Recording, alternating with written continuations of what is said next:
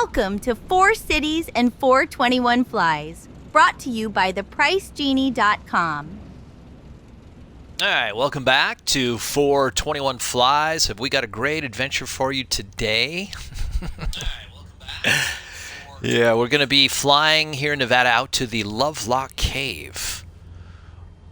Search for the land of the red-haired giants. That's right, it's not a myth. There actually used to be red-haired giants. I know it's hard to believe, but it's true. So we're going to go check that out here in just a minute. We're just doing a little pre-flight. Taking a nice little Cessna out there today. It's actually the best plane for the job.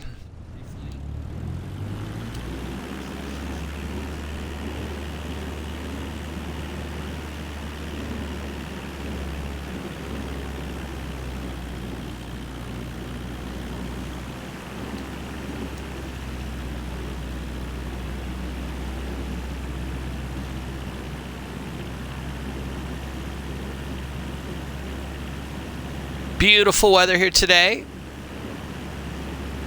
for our little trip.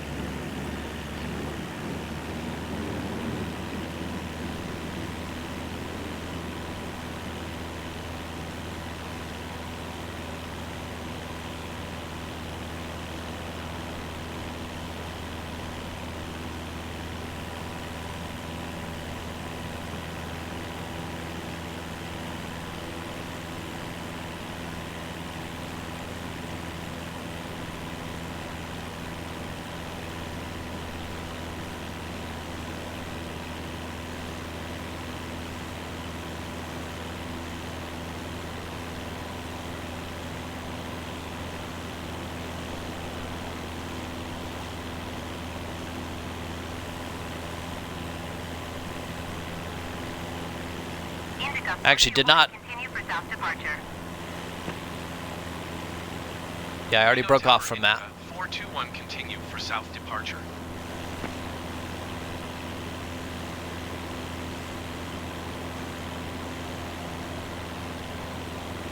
I actually did not set an altitude, so probably should bring us up a little bit.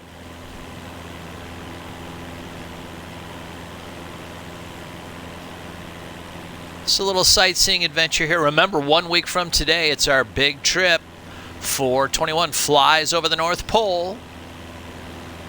8.5 hours from Bordeaux, France to Seattle. It's called the Frequent Flyer Achievement.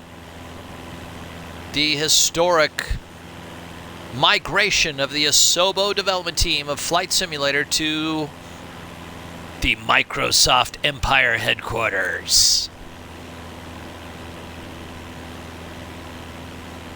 It's gonna be a fun trip.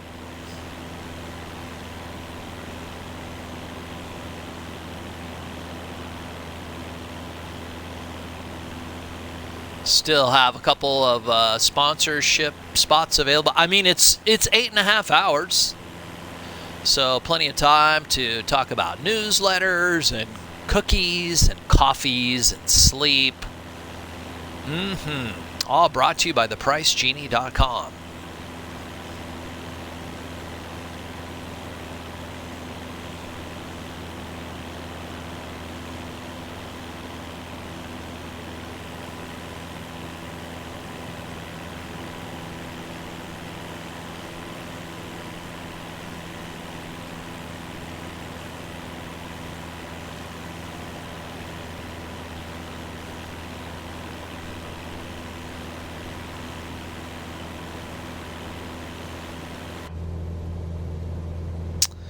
All right, I guess we better set an altitude.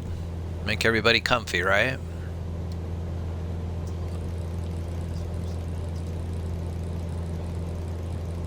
Let's go for 6,500.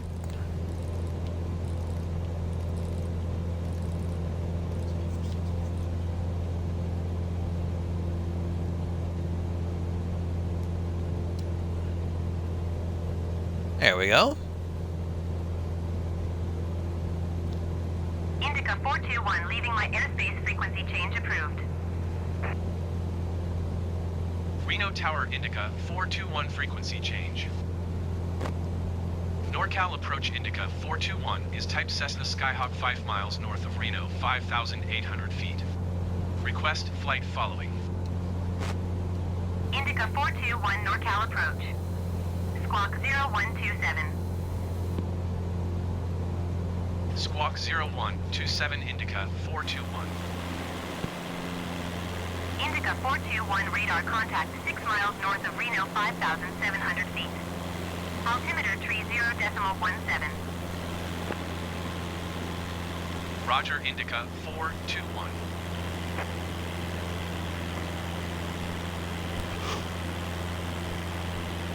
And hello, darling Mello. Welcome aboard.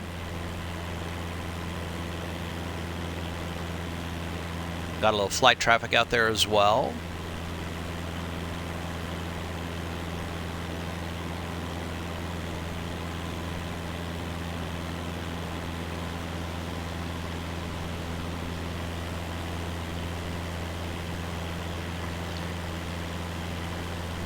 So just to give you a brief idea of where the land of the red-haired giants is, because it is restricted actually, the exact location is classified. Too many people are heading out there and damaging the archaeological dig. We are currently heading north of Reno, Nevada, and we're kind of going by way of Pyramid Lake here. So we're flying out that direction. This is Spanish Springs, which is north of Reno. It's a big, huge development. They obviously have more they're building, as you can see. But we'll be taking this out to Pyramid Lake, about 6,500 feet.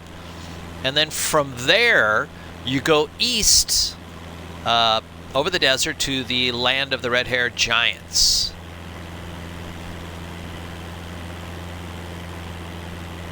And I've got some fun information about that too. Yeah, we can go ahead and put the flaps up now.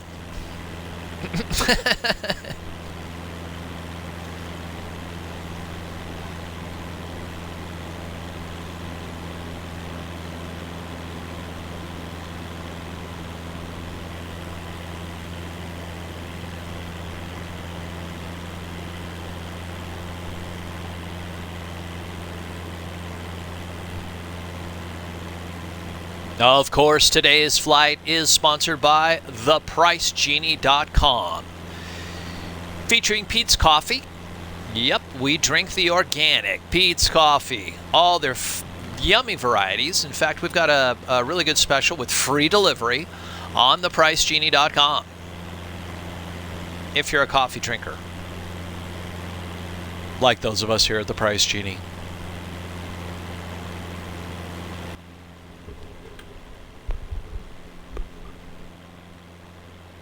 All right, we've hit our cruising altitude, 6,500 feet.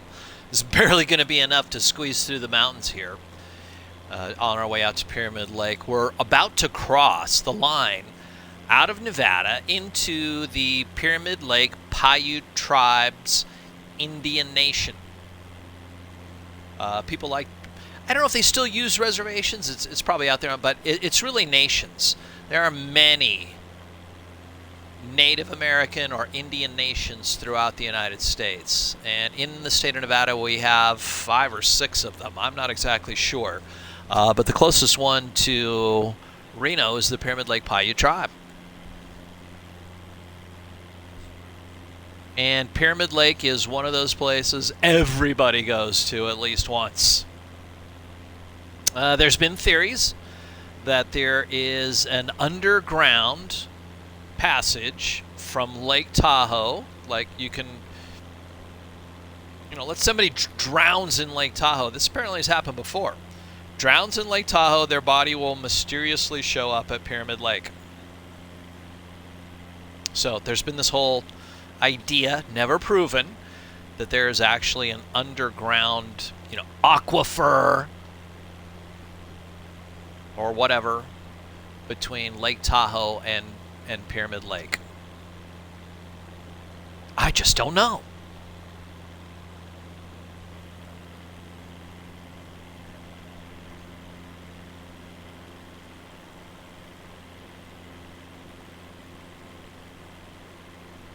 For the longest time, Pyramid Lake was draining. They were diverting a lot of the water over to the farmers in Fallon, which we won't see today. It will be a little north of that area. Along with some of the other lakes in northern Nevada. However, that did stop eventually. There was a big lawsuit and a settlement. And today, Pyramid Lake is a very healthy lake. Could still use some more water, but you know what? That has more to do with the annual rainfall or snowfall than anything else. It's actually become pretty vibrant out there. Indica 421 contact center on 128.8. Good day. Going to 128.8 Indica 421. Center Indica 421 6,500 feet. Indica 421 center altimeter 30.12 radar contact. Continue.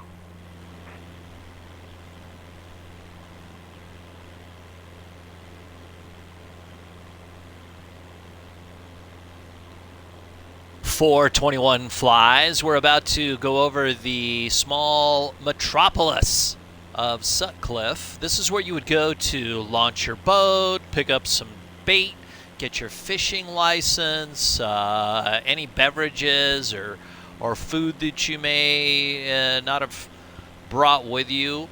It's got a vibrant little community out here, and it's done really not too bad since, I mean, the exception of COVID.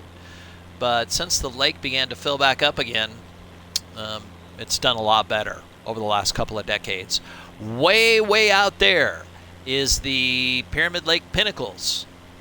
And, of course, the east side of the lake. You know, we'll have to come back here sometime and fly around Pyramid Lake and just kind of do the full tour. There's a lot to see just here at Pyramid Lake. And, you know, we can do a whole tour just on that.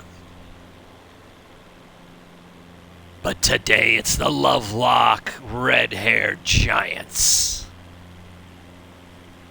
which is quite a fascinating story. I'm sure some of you think I'm just joking around, but it's actually quite serious. Looks like we got to get a little more altitude here, so let's get that taken care of. Go up to 7,100, let's say. Okay.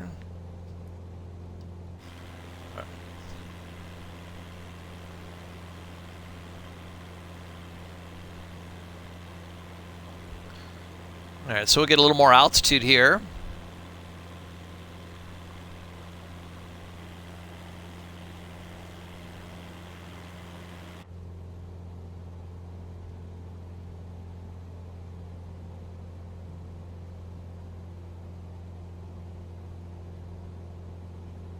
All right, got to throttle back a little bit.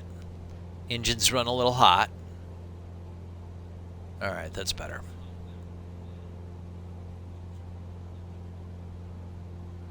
Not sure if I'm going to be able to,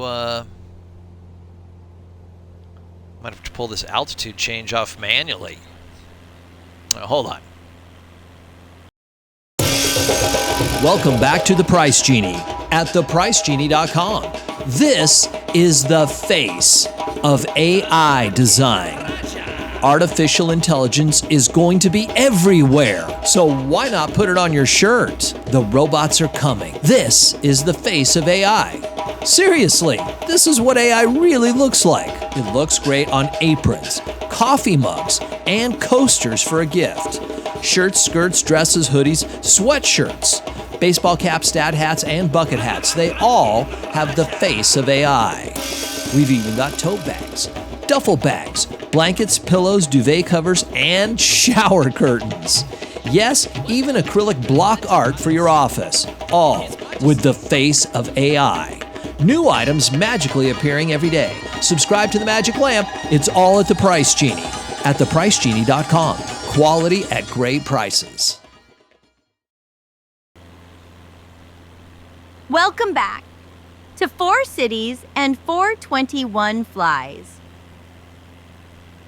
So I did a little homework for this one that I know you're going to enjoy. And I pulled a couple of different sources here. The best one was from thearchaeologist.org. And the title of the article, and it's got everything in it that I would normally talk about. There's been documentaries out there on Netflix and YouTube, and the Smithsonian Institution here in the United States was involved, and there's a lot. Sarah Winnemucca, who was a woman in the Paiute tribe who actually learned English and wrote a book, talked about the mystery of the Lovelock Cave and the red-haired giants as well. So I'm just going to read this article. You can form your own opinion. The ancient giants of Nevada and the mystery of the Lovelock Cave. Was North America once inhabited by a race of giants? According to an old legend supported by several challenging archaeological finds, it is possible. Many Native American tribes tell stories about the long-forgotten existence of a race of humans that were much taller and stronger than ordinary men. Now, they don't really cover this in this article, but at one time, everything you can see here was underwater. There was a huge Lake Lahat at one time, and it covered the whole thing. In fact, we actually had dinosaurs here, the ichthyosaur. We have a state park, the Ichthyosaur State Park. We should go out there sometime and take a look at that. Near the city of Berlin, Nevada. These giants, so in other words, this was a different place at one time. So the idea that there were giants, red-haired giants, I mean, it's possible. These giants are described as both brave and barbaric, and legends often mention their cruelty towards whomever they passed. The Paiute, a tribe that settled in the Nevada region thousands of years ago, have an outstanding legend about a race of red-haired giants called the Siticha, or Ka, sorry. Just trying to get it right here. In the northern Paiute language, Siticha literally means tule eaters, which was another name for their tribe. Legend has it that the giants came from a distant island by crossing the ocean on rafts built using the fibrous tule plant. Now, again, this at one time was a huge lake. It covered almost the entire state of Nevada and parts of Utah. And so to the people that were living there at the time, that would have been an ocean. Like they didn't just hanging out. In Peru, 16th century Spanish conquistador Pedro César de Leon recorded an ancient Peruvian tale about the origin of the South American giants. So many Native American tribes in the Northern Hemisphere and South America all have these stories in their history of giants. According to the legend, they came by sea in rafts of reeds after the manner of large boats. Some of the men were so tall that from the knee down they were as big as the length of an ordinary fair-sized man. Now look, some of the people in Peru, they're not as tall, in between 5 and 6 feet, and yet, according to their legends, that was only as high as a knee on these giants. Could the giants of Peru and the Sitica have been survivors of a massive cataclysm who took refuge on the American continent? Now, this goes back to the flood, right? The flood legend. Noah and the ark. Every culture in the world has the flood legend. And here, this is why they think these giants came to these lands, was to survive the massive cataclysm, the flood. Legend tells that the Sitica waged war on the Paiute and all other neighboring tribes, spreading terror and devastation. And finally, after years of conflict, the tribes united, formed an alliance with the common enemy and began to decimate them. It's the only way they were going to survive. The last remaining red-haired giants were chased off and sought shelter inside a cave. The tribe started a fire at the cave entrance, suffocating and burning alive the Sitika. Those driven out by the smoke were also killed. Okay, this is a legend. This is what this is what the people of this land believed for thousands of years, passed down by their ancestors. Then, in 1886, a mining engineer named John Reed happened to hear the legend from a group of Paiutes while prospecting near Lovelock, Nevada. The Indians told him that the legend was real and the cave was located nearby. When he saw the cave for himself, Reed knew he was onto something. Reed was unable to begin digging himself, but news spread, and soon Lovelock Cave was attracting attention. Unfortunately, the attention was for profit-driven guano deposits that were discovered inside. Now, for those of you who don't know, guano deposits are bird shit. Okay? It literally is. The cave was full. Literally full. Deep, okay? Foot after foot after foot. It was full of bird shit. That's who had been in there for, hundreds, thousands of years. Birds taking a dump. A company started by the miners David Poe and James Hart began excavating the precious resource in 1911, and it soon shipped more than 250 tons of quote-unquote fertilizer to a company in San Francisco. Any artifacts, anything that was in those early layers of the cave has been lost. Okay? It's been turned into fertilizer. After the surface layer of the guano had been mined, strange objects started to surface, and this led to an official excavation being performed at the Lovelock Cave in 1912 by the University of California and one other that happened in 1924. Reports began to come out of thousands of artifacts being recovered, some of them being truly unusual, measuring between 8 and 10 feet in height. Mummies that have since been referred to as the Lovelock Giants. Okay, it's not just a myth. Academics from the prestigious University of California found evidence of these giants, the redhead giants of the Lovelock Cave. Some of the evidence that remains on site until this day are giant handprints embedded on a boulder inside the Lovelock Cave. Around the same time as the second Lovelock Cave excavation, another dig revealed a set of equally disturbing finds. According to a 1931 article published in the Nevada Review Minor, sometimes when people, secret groups are trying to keep things quiet for whatever reason, like they're trying to bury the evidence, they can't always go back into published news reports. That's why published news reports from the past are more than enough to meet a primary standard of evidence. So this 1931 article published in the Nevada Review Minor talked about two giant skeletons that had been found buried in a dry lake bed close to Lovelock, Nevada. The oversized remains measured 8.5 to 10 feet in height and were mummified in a manner similar to the one employed by ancient Egyptians. Red-headed giants that mummify their dead. What? Another common trait between these mummified giant remains and the ones discovered as far south as Lake Titicaca is the presence of red hair. While some scientists believe the reddish color is the result of the interaction with the environment in which they were buried, the mummies verify the legends, which describe the Sitika as their kin, as red-haired giants.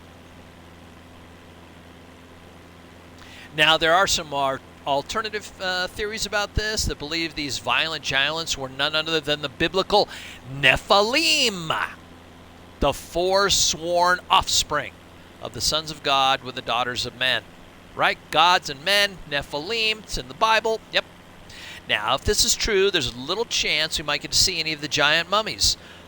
Okay?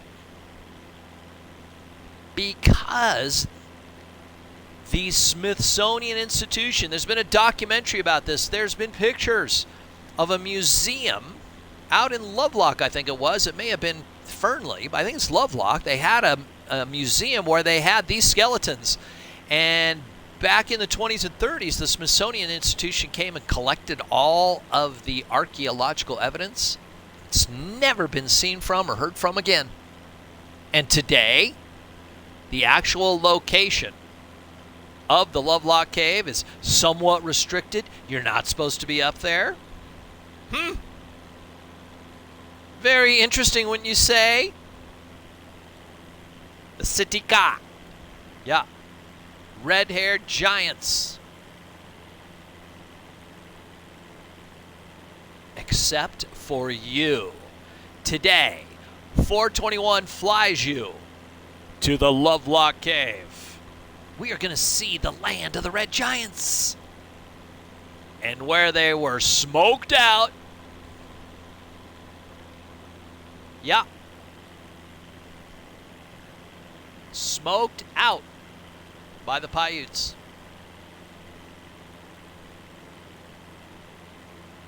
It's really not that big of a cave, about 150 feet long, which it's still a big cave, but not that big for a bunch of red-haired giants. In some areas, it's been excavated down to 20 feet, and I just, every time I put all the facts together, it's like 20 feet of guano. Which, by the way, I think, now that I think about it, guano isn't from birds, it's from bats. Bat guano. But if you've got some crops, boy, is it a hell of a fertilizer. Some of that redhead giant in there, too, probably makes those plants grow, right? Good stuff. Good stuff.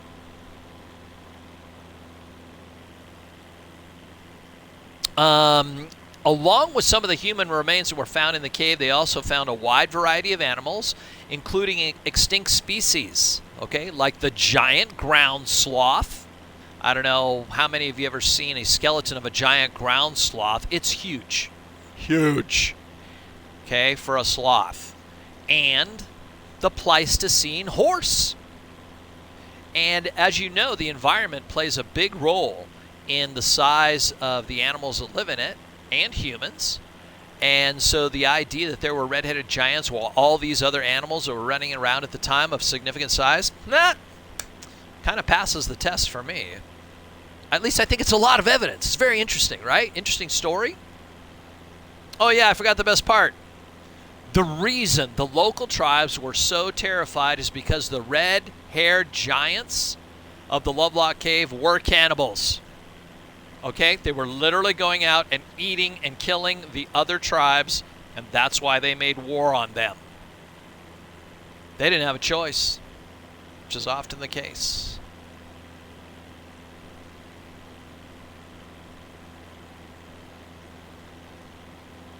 I had to do quite a dig to find this location. It is restricted. They don't want everybody out here because the site's been damaged.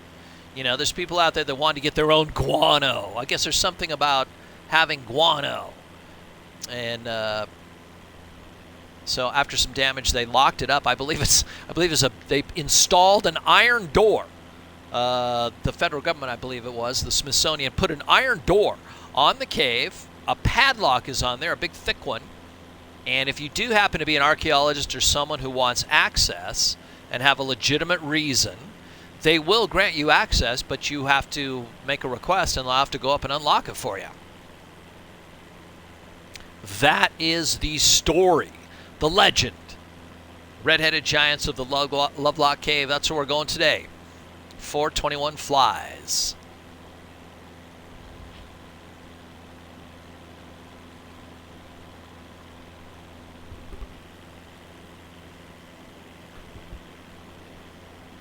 Just give you a little perspective of where we're at. Back that way is Reno, almost directly up where the sun is, not quite. The highway, that's Interstate 80, which goes basically across the United States. Just keep going all the way. Down that way is Fallon.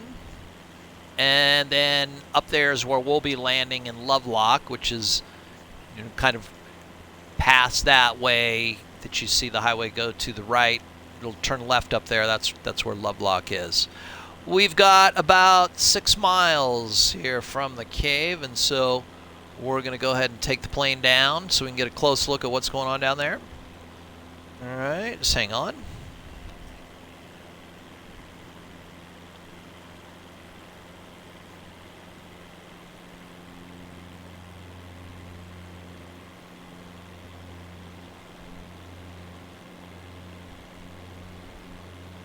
It's a little dry now, but this is all lake bed. It's got some marshy areas, and up the highway there, some farming areas. Some of this is Paiute land today.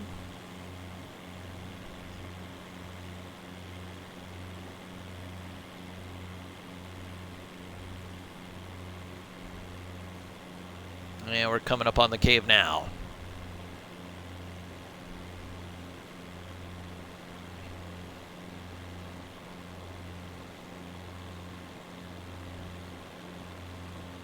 You can just imagine what it would be like. It's not a forest or a jungle or anything like that. You're out here in the desert, and you look across the valley, and you literally see a giant, and you're only as tall as the knee. And there's more than one of them. How many of your people do you need to burn them out? A lot. Like, you can imagine how many different tribes had to come together to defeat these red-headed giants. It was a lot.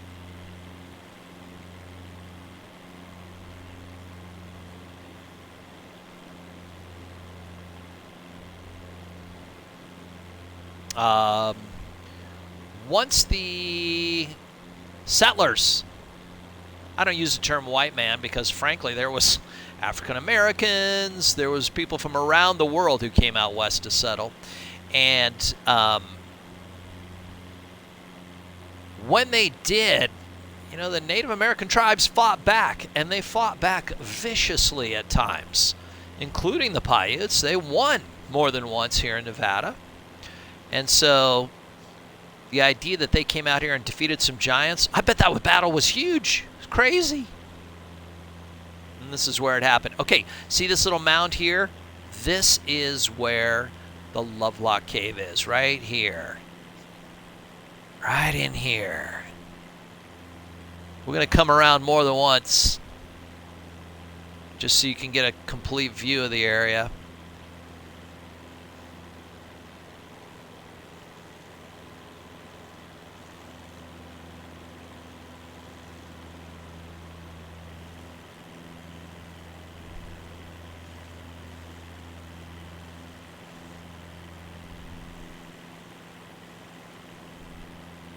Now, you can get out here, you can see it, but you won't be able to go in it. It's totally restricted. You are not allowed in, right there.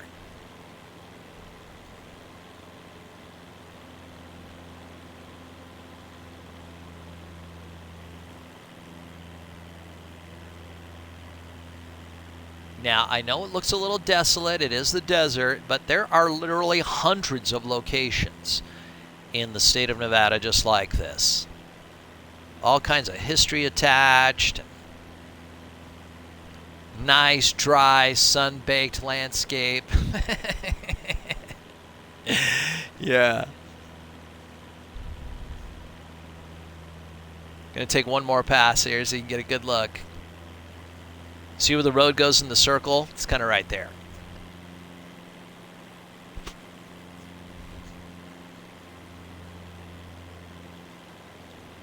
Good stuff.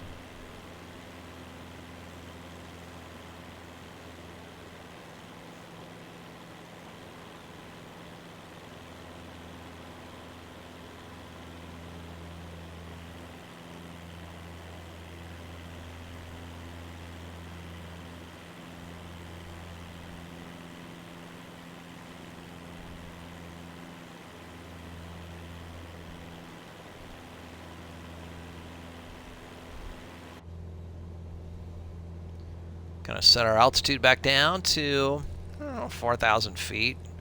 Gonna be landing up here at the Lovelock Airport.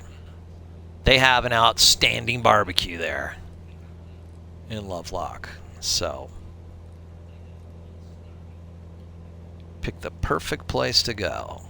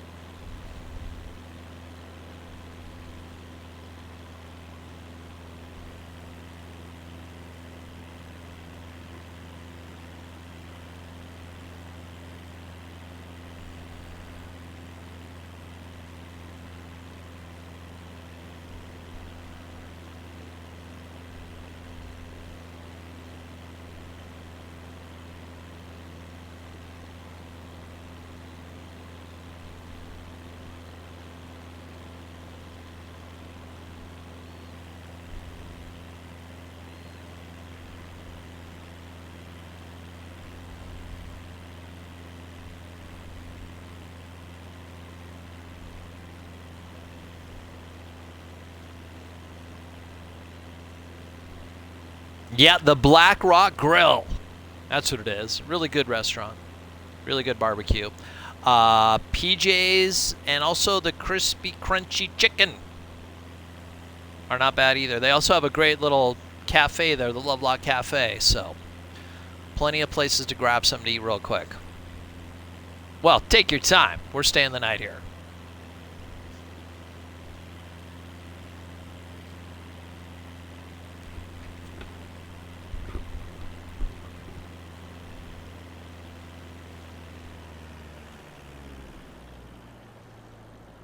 All right, getting ready for our approach here.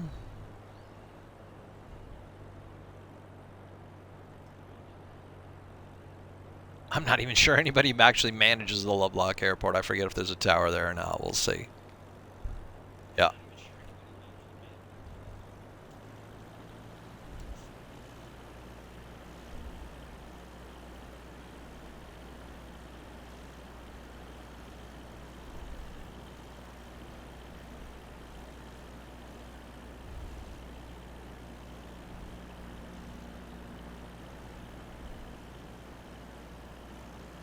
Both the cities of Lovelock and Fallon are vibrant agricultural communities. You would be surprised what you can grow in the desert. Cantaloupes, for one thing. They have a cantaloupe festival every year out here. Nothing but cantaloupes. Great. I can eat them once in a while. They're okay.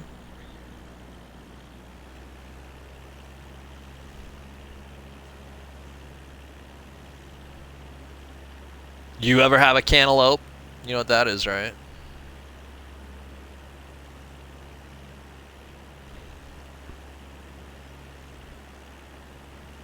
Maybe we'll have to get some cantaloupe when 421 flies the North Pole. That's going to be coming up a week from today. We'll be leaving at 421 Bordeaux time. Bordeaux, France. On 421. Yep, we're going to be flying from Bordeaux all the way to Seattle. 8.5-hour flight. If you don't believe I can talk for 8.5 hours nonstop, just join me for that flight. You'll see. Sponsored by thepricegenie.com. Still got a couple sponsorship slots available. Just reach out somehow. I would send you to my421.com, but there's not like a form there or anything you could actually fill out that says, yeah, I want to sponsor your flight over the North Pole.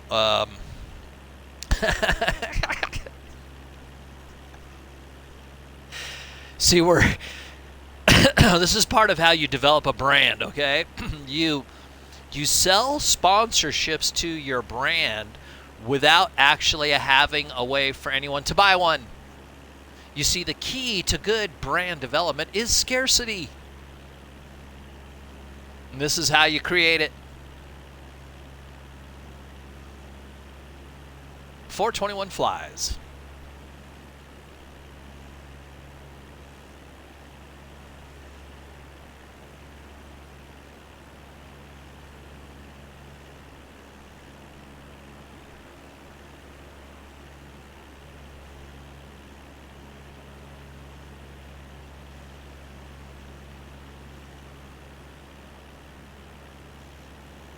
Got the vibrant metropolis of Lovelock here.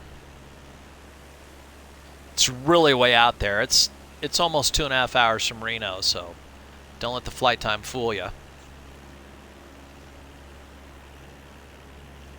Nice, long, drawn-out stretches of highway in the desert. It's great. Now, honestly, I've never landed here at this particular airstrip, so it literally could just be dirt. That's why we're going to fly over and take a look. You are 82 miles east. Descend and maintain 14,000 feet. Expect vectors visual runway 14 approach. Tower 10 Yeah, okay. descend and maintain 8,200 feet.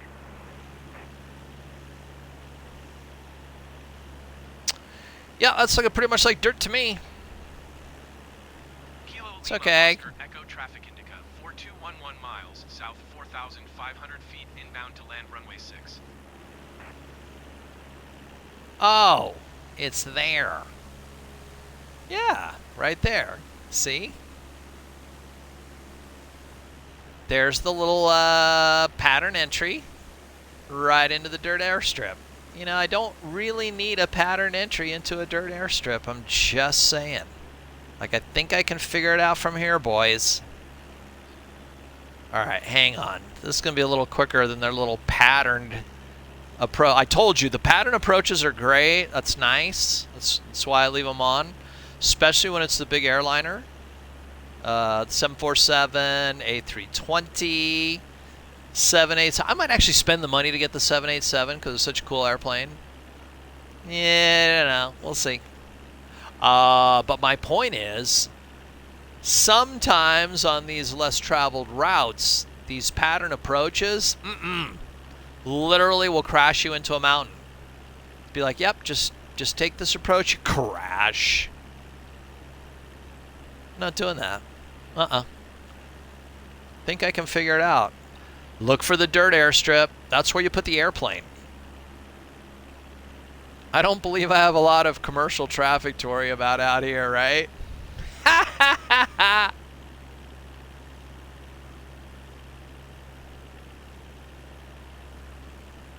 All right. I think we're ready to go here. Don't have to actually use the pattern approach, but I can use it as a suggestion, right? All right, why don't you give me a little flaps here. It's the most exciting part of the show. Can 421 actually land? Like, we call it 421 flies, but the real key is, can 421 actually land? That's the key, folks. It's one thing to get the airplane up in the air. It's the other one to get it back down again. All right. Thanks for trusting me. I always say that right before. They're way too fast. Here we go. Give a little more flap. Yep. Here we go. Let's drop it right in there. Can always land on the highway if you miss the runway. I honestly think the Cessnas and a couple of the other smaller airplanes are easier to land. They have a much longer glide path, and you can pull out if you need to easier, if you know what I mean. But generally speaking, it's not too bad. They land pretty easy if you just kind of let it ease in there. Easy, easy, easy, just like that.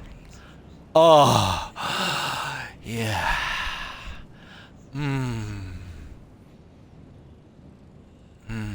See how it just glides to a stop? Oh, I love that. Thanks very much for joining us for 421 Flies to the Lovelock Caves, the land of the red-haired giants. I hope you join us again. This is probably good enough. We're just waiting for our ride, and then gonna head over and get some barbecue. Thanks again for flying with 421.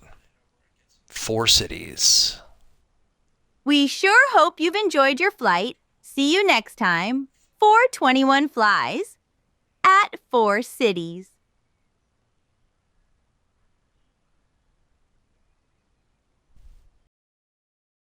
You know what blows my mind?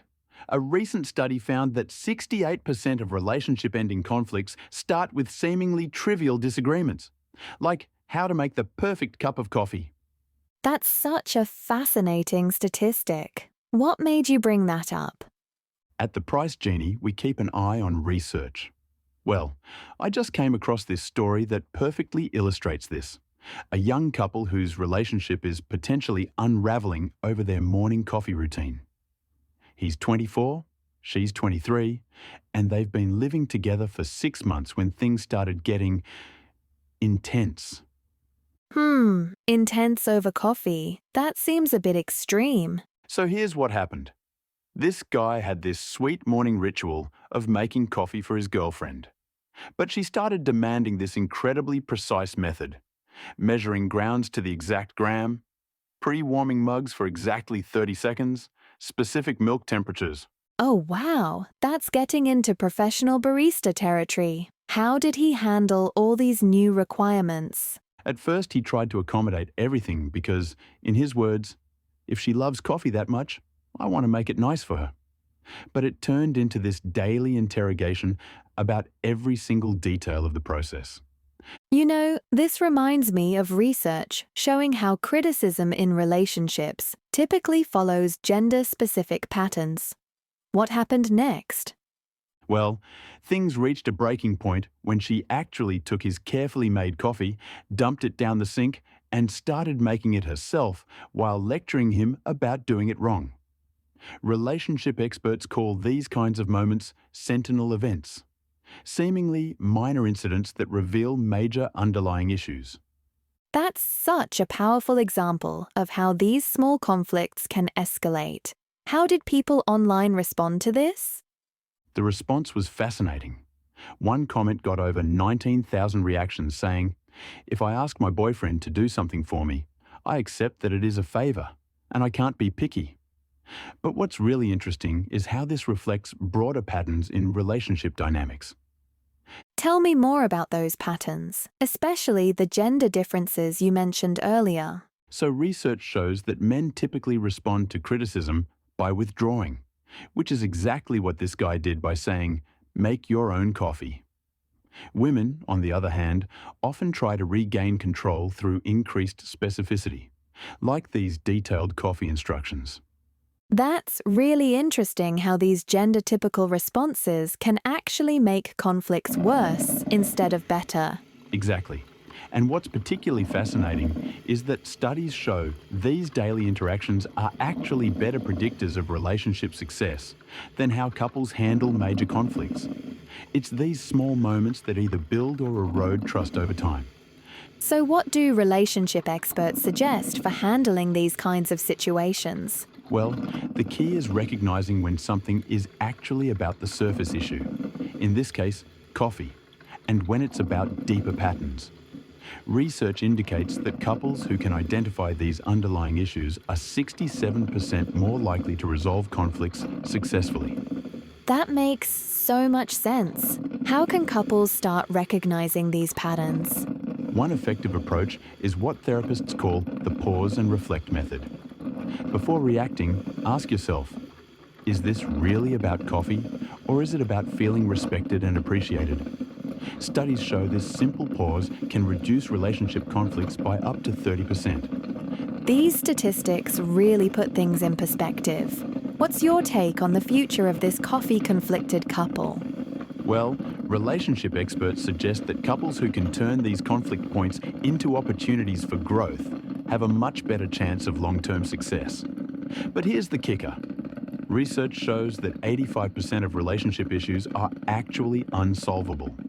It's not about fixing everything. It's about managing these differences effectively. That's quite a sobering statistic. What's the key takeaway for couples facing similar situations? The most crucial thing is understanding that these small daily interactions, whether it's making coffee, doing dishes, or folding laundry, are really opportunities for showing love and respect. When we get too caught up in perfection, we lose sight of the connection these rituals are meant to build. That really brings everything full circle, from coffee to connection. And perhaps that's the real lesson here. sometimes a cup of coffee isn't just a cup of coffee. It's a daily opportunity to choose between perfection and connection, between criticism and appreciation. The question is, which one are we brewing in our own relationships? Check out some of our favourite coffees at thepricegenie.com. They feature some very tasty organic blends we know you'll love. Sharing a good cup of coffee can really do wonders for your relationships. Visit www.thepricegenie.com to live and love better and learn more.